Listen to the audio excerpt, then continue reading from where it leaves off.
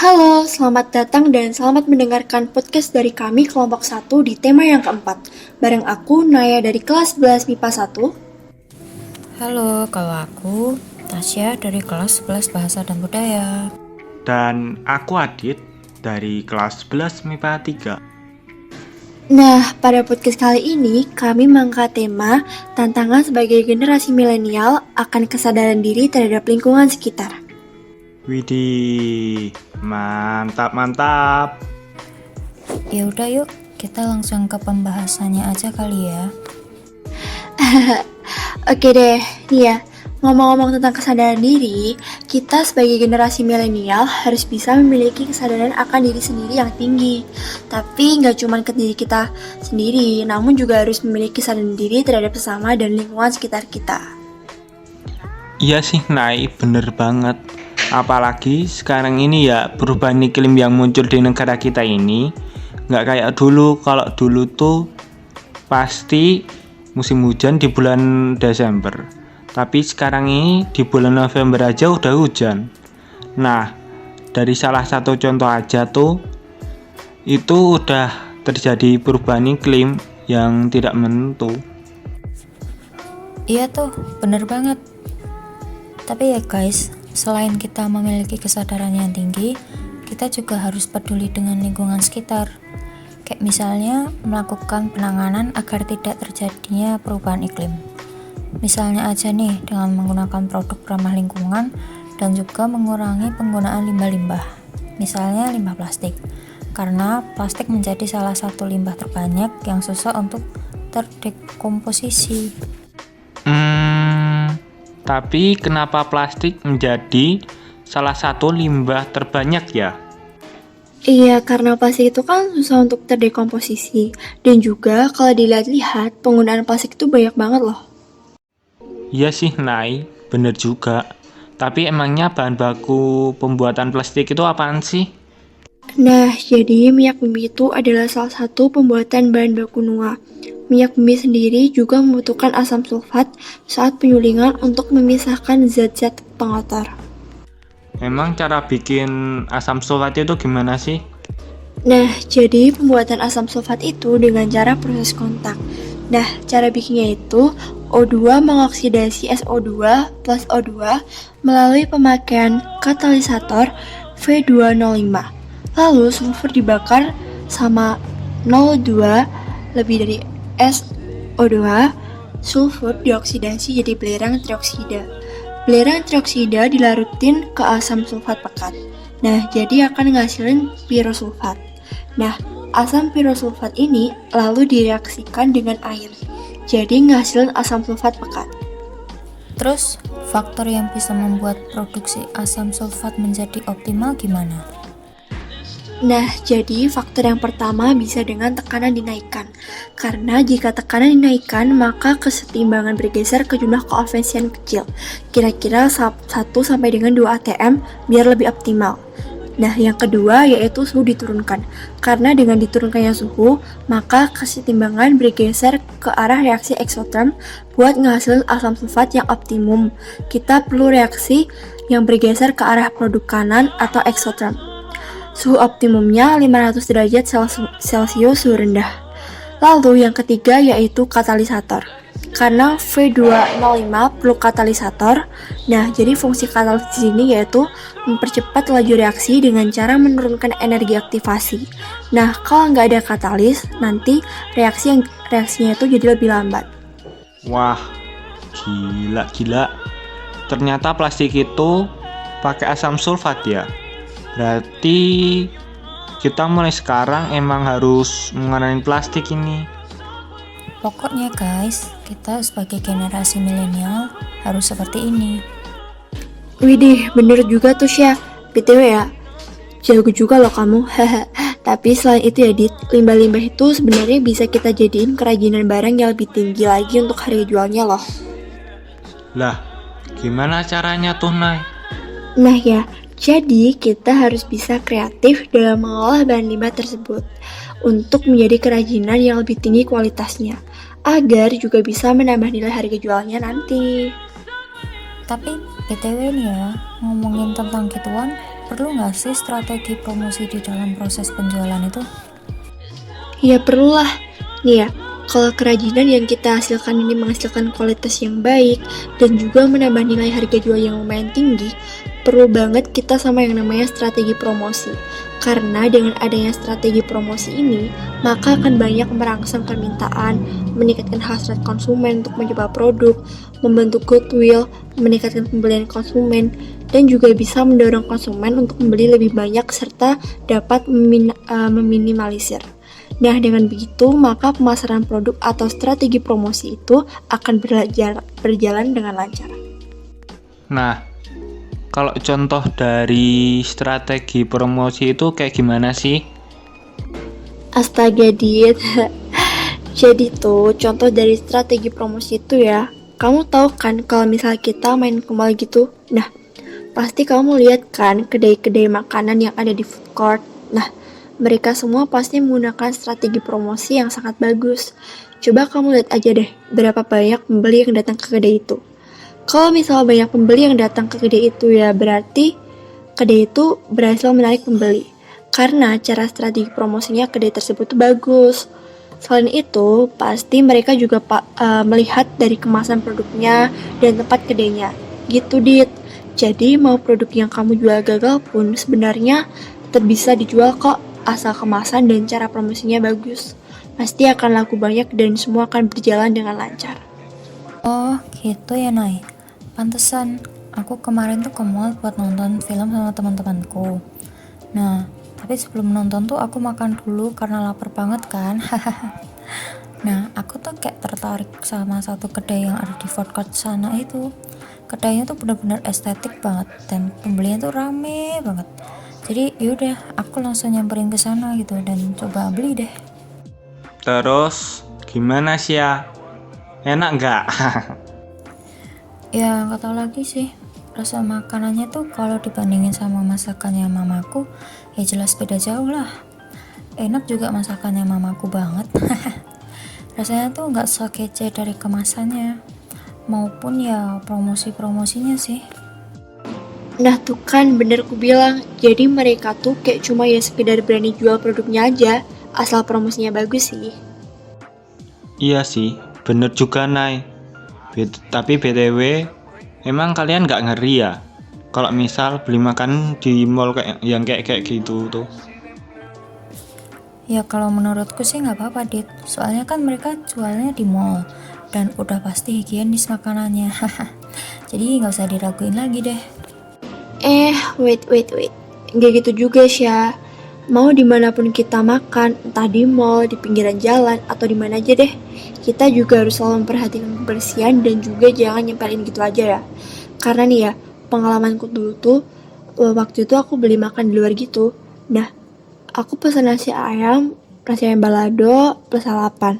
Nah, kamu tau gak sih, pas makanannya datang tuh, aku kayak lihat ada lalat di sambal baladonya gitu loh. Jadi udah deh makanannya nggak jadi tak makan lah dan jadinya aku nggak jadi makan di sana. Duh sayang banget ya.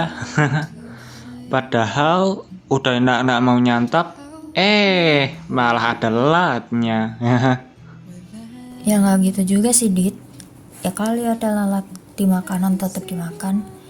Ini ya yang ada nanti jadi sarangnya penyakit. Lah kan makanannya udah kotor. Terus juga nanti yang ada perut kita malah jadi sakit.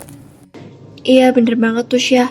Dan ya guys, aku cuma mau ngingetin ke kalian aja, kalau kita tuh perlu banget loh yang namanya menjaga pola makan yang sehat, tapi juga harus dengan diimbangi nutrisi yang seimbang, supaya nggak terjadi masalah atau gangguan di sistem pencernaan kita. Nih ya, apalagi kalau kalian ada yang punya penyakit mah, nah tuh jangan sampai telat makan ya. BTW Nay, penyakit mah itu sebenarnya penyebabnya gara-gara apa sih? Jadi, sakit mah itu adalah salah satu penyakit pada sistem pencernaan yang terbilang mudah untuk disembuhkan. Akan tetapi, kadang juga bisa menjadi parah. Nah, penyebabnya yaitu oleh luka terbuka yang terjadi di lapisan dalam lambung, tukak lambung, infeksi bakteri Helicobacter pylori, dan juga bisa karena efek samping konsumsi obat antiinflamasi non-steroid atau OAINS, dan biasanya tuh bisa karena stres gitu. Oh, Nay, bener banget sih, karena aku sendiri juga ada mah. Jadi ya kalau makan nggak boleh telat gitu. Nay, contoh organ pencernaan manusia itu apa aja sih? Kamu tahu nggak kalau mulut itu merupakan pintu gerbang saluran pencernaan manusia. Saat kita mengunyah, proses pencernaan makanan sebenarnya sudah dimulai. Bahkan ya, sebelum makanan masuk ke mulut, sistem pencernaan kita sudah bersiap-siap dengan mengeluarkan air liur untuk membasahi mulut. Nah, di dalam air liur itu mengandung enzim amilasa yang berfungsi memecah zat pati atau karbohidrat menjadi gula atau glukosa. Saat masuk ke mulut, gerakan mengunyah akan mengubah makanan menjadi partikel yang lebih kecil.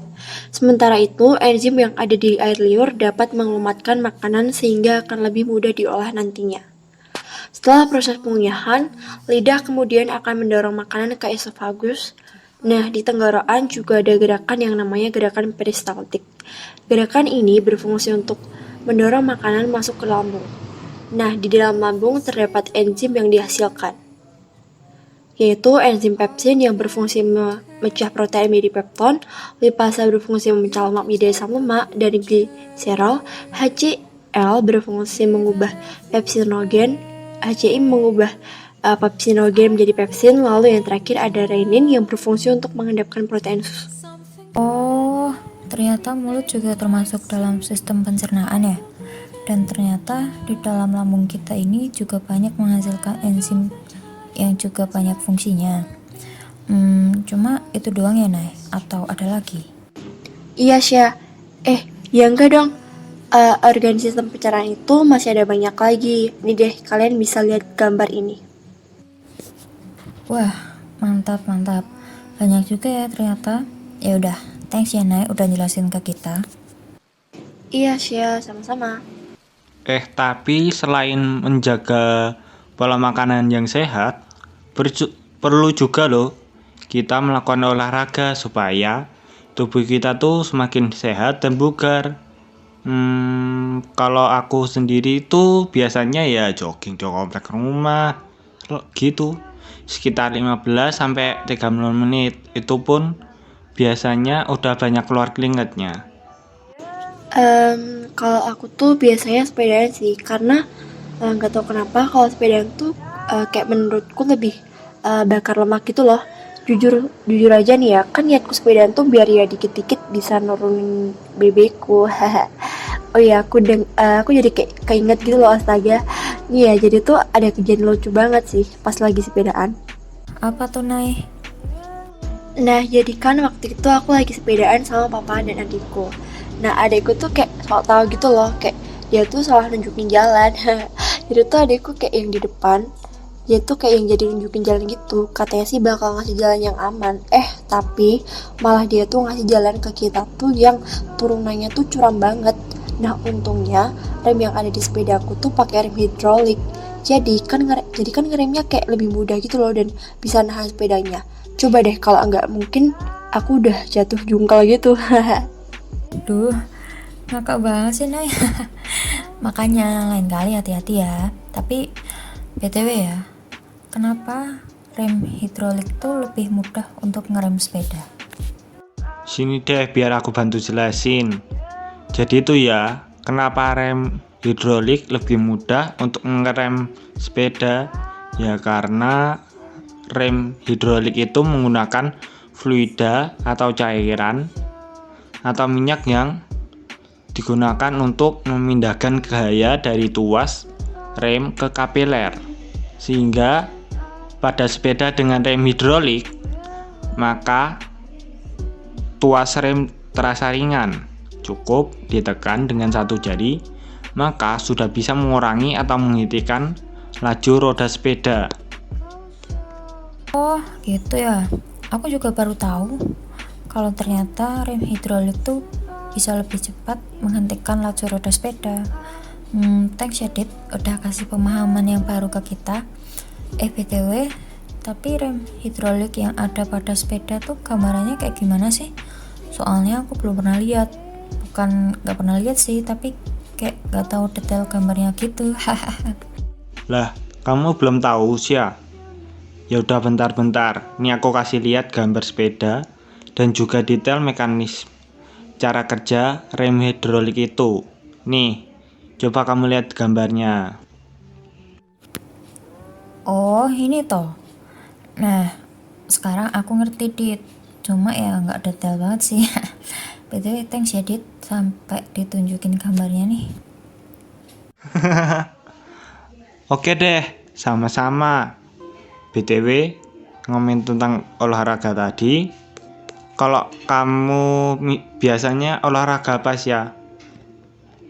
Kalau aku sih biasanya setiap hari Selasa, Kamis sama Minggu ikut senam sama mamaku di dekat rumah gitu. Senam apaan tuh sih ya? Itu loh, kayak senam poco-poco. Biasalah, namanya orang tua pasti senamnya ya kayak gitu kan. Iya juga sih. Hah, senam poco-poco. Betul ya, kalau nggak salah senam poco-poco itu ya gerakannya yang diiringi pakai musik itu kan? Iya Nay, bener banget. Kan senam poco-poco itu juga termasuk dalam senam irama loh. Oh alah, iya kah? Syah, kalau mau senam gitu biasanya kamu kayak pemanasan dulu nggak sih? Ya pasti pakai lah Nay. Ya kayak biasanya kan, palingan ya kalau awal-awal begitu angkat kaki, kayak jalan di tempat, terus kepala dimiringin ke kiri dan ke kanan, kepala diangkat ke atas dan diturunkan ke bawah, dan rentangkan kedua tangan ke samping. Ya paling kayak gitu aja gak sih Nay? Oh alah gitu Syah, sama aja sih kayak kalau aku mau pemanasan gitu. Haha. Iya kayak gitu Nay, emang kayak gimana lagi? Loh Sia, tapi kenapa harus pakai iringan musik sih? Kalau setauku sih ya kayak kurang semangat gitu loh kalau gak pakai musik, kayak rasanya kurang greget aja gak sih? Dan kalau pakai musik tuh bisa bikin kita jadi relax dan bisa hilangin stres gitu loh Dit. Oh alah, paham. Terus selain itu manfaat senam irama itu apa aja sih? Nah kalau manfaat dari senam itu ya yang pertama dapat meningkatkan kekuatan tubuh, terus fleksibilitas, keseimbangan, koordinasi yang membentuk postur yang benar, mengembangkan otot, dan meningkatkan fungsi motorik guys. Widih, mantap. Keren juga ya manfaatnya. Iyalah Dit, makanya itu aku suka banget sama senam irama. Walah, oke. Makasih ya Sia.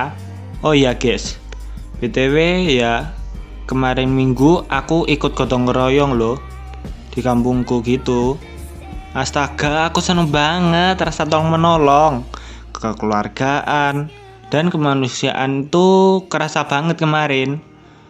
Kupikir selama aku nggak keluar rumah bakal dikucilkan, ternyata malah tetap pada baik padaku. Aku beruntung banget masyarakat di sekitarku masih punya kesadaran dengan masalah-masalah di sekitarnya. Wah ikut seneng dengernya Dit. Dan kalau disimak dari beberapa yang kamu sebutin itu, menurutku ada nilai kulturalnya juga loh. Nilai kultural? Apalagi sih itu? Iya Dit, yang dibilang Tasya tuh bener loh. Kalau kamu belum tahu nilai kultural itu, apa aku bantu jelasin dikit-dikit deh biar kamu mungkin langsung tahu intinya. Jadi nilai kultural itu hal yang dianggap berharga oleh kelompok masyarakat Dit. Iya Dit, intinya itu aktivitas ataupun aturan yang dibuat manusia dan berhubungan dengan budaya yang mereka percayai dan junjung tinggi. Oh, gitu. Jadi ada contoh nilai-nilainya nggak yang sekiranya masih bisa dilestarikan sampai sekarang? Ada dong, kira-kira ada 4 lah. Ada nilai religius, nilai gotong royong, nilai ramah tamah, dan nilai rela berkorban. Itu semua juga didasari dengan kesadaran masyarakat loh. Oh, begitu toh guys.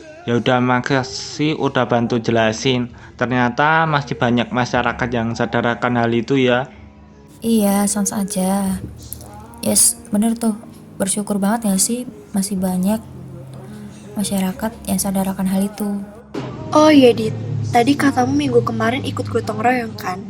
Terus kamu ke gerejanya kapan? Ya jadinya aku nggak ke gereja. Kok gitu? Kan ke gereja Sabtu sore atau Minggu sore kan bisa, Dit. Iya bener banget tuh Dit, atau enggak ikut misa online kan bisa. Kan itu juga termasuk pelayanan terhadap Tuhan loh. Iya, Dit. Apalagi pelayanan atau diakonia itu termasuk tugas pokok gereja loh.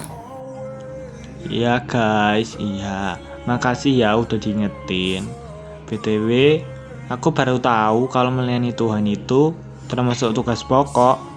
Ada yang bisa bantu jelasin nggak? Aku kurang paham nih soalnya. Oke, aku bantu jelasin ya. Jadi, diakonia itu atau disebut dengan melayani merupakan segala bentuk pelayanan kepada semua orang yang membutuhkan bantuan. Contohnya dalam paroki terdapat poliklinik, dana solidaritas, yayasan yatim piatu, dan lain-lain. Nah, kira-kira gitu sih, Dit. Wah, gila-gila. Makasih ya kalian udah ngingetin aku dan bantu jelasin tentang tugas pokok gereja. Makasih, Nay. Makasih, Sya. Iya, Iya, Dit. Dit. Sama-sama. Guys, bisa bantu jelasin ke aku nggak tentang aksara rekan? Aku masih bingung banget nih. Tadi dijelasin ke guru, tapi masih belum paham. Oh, aksara rekan. Gampang itu mah. Sini tak bantu jelasin. Sekalian ajarin dari basic aja, Dit, biar lebih paham. Nih, basicnya gini nih, Sya. Oh, oke. Terus ada contoh kalimatnya nggak? Ya ada dong. Bentar deh, aku buatin 3 contoh kata ya. Oke, makasih ya. Iya, santai aja. Kayak gini nih, Sya, contohnya. Wah, pintar juga ya kamu, Dit. Hahaha. Iya, puji Tuhan. Dulu aku diajarin sama kakekku. Makanya aku bisa paham soal aksara-aksara begitu. Wah, oke. Makasih ya, Dit. Iya, sama-sama Sya. Ngomong-ngomong, kalian pernah dengar kata-kata dalam bahasa Jerman nggak? Kayak gini katanya. Wir müssen kan hinaus von Zone Bequem, yang artinya kita harus bisa keluar dari zona nyaman. Pernah dengar kan ya? Iya, aku pernah dengar. Maksud dari kata-kata itu kan kita nggak boleh diem dan ketergantungan pada seseorang atau dalam suatu situasi. Contohnya di masa sekarang ini, kita sebagai generasi milenial harus bisa mencari kesibukan yang bisa menghasilkan pundi-pundi rupiah. Biar kita itu nggak cuma diem-diem aja di rumah yang cuma ngabisin uang. Iya, bener banget itu. Selain itu, kita sebagai remaja di zaman sekarang itu harus lebih pinter dalam berinteraksi sama banyak orang. Sama kayak kata-kata tadi, kita harus keluar dari zona nyaman. Nah, kita juga harus berani berteman dengan banyak orang, biar pengalaman kita itu bertambah. Nggak cuma yang enak aja yang kita rasain, tapi juga baiknya kita juga rasain. Iya, benar banget. Itu yang aku maksud. Widih, udah panjang banget ya kayaknya kita ngobrol. Oke guys, jadi itu tadi pembahasan tentang tantangan kita sebagai generasi milenial. Ya intinya tantangan kita sebagai generasi milenial akan kesadaran diri terhadap lingkungan sekitar. Semoga podcast kali ini dapat bermanfaat bagi kalian semua yang mendengarkan ya. Sampai jumpa, terima kasih guys. Oke, sampai jumpa. Sampai jumpa dan terima kasih.